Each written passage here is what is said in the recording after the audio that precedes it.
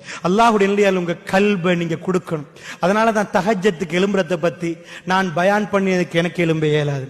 நீங்கள் கேட்டதுக்கு உங்களுக்கு எழும்பல. அல்லாஹ் தேர்ந்தெடுப்பான். அல்லாஹ் முதல் வானத்துக்கு வந்ததுக்கு பாருங்க, அந்த காதல் எப்படி ஒரு காதலன் காதலிட்டு இருந்து ஒரு மிஸ்கோல் வந்த எழும்பி பார்ப்பாரோ, அல்லாஹ் முதல் வானத்துக்கு வந்த உடனேயே இரவுடைய கடைசி பகுதி, இரவுடைய முற்பகுதியில் ஷைத்தான்கள் எழும்பி இருப்பார்கள், மோமின்கள் உறங்கி விடுவார்கள். இரவுடைய கடைசி பகுதி ஷைத்தான்கள் ஆங்காங்கே விழுந்து விடுவார்கள், கிளப்புகளிலும் அங்கும் இங்கும். அல்லாஹ் முதல் வானத்துக்கு வருகிறான் இரக்கத்தை காட்ட. என் அடியார்கள் என்னிடம் கேட்பது யார் என்று அல்லாஹ் கேட்கிறான். அந்த அடியான் உண்மையாக இரவிலே கட்டுமையான தூக்கம் போகிற அந்த பகுதி எழும்பினால் தலை வலிக்கும். அற்புதமான மனைவி, அன்பான மனைவி, நல்ல மெட்ரஸ்களோடு நாங்கள் தூங்கிக் கொண்டிருப்போம். அந்த நேரத்தில் எல்லாத்தையும் விட்டு இறைவனுக்காக எழும்பினால் அவன் வந்து கேட்கிறான், என்னிடம் பாவ மன்னிப்பு கேட்பவர்கள் உண்டா?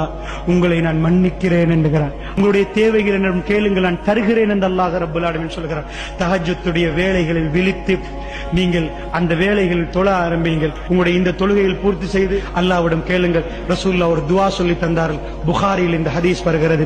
யார் இதை ஓதிவிட்டு தஹஜ்ஜத்திலே அல்லாஹ்விடம் கரமேந்தினார்கள், அல்லாஹ்வுடைய வெறும் கையாக அனுப்பவே மாட்டாண்டார்.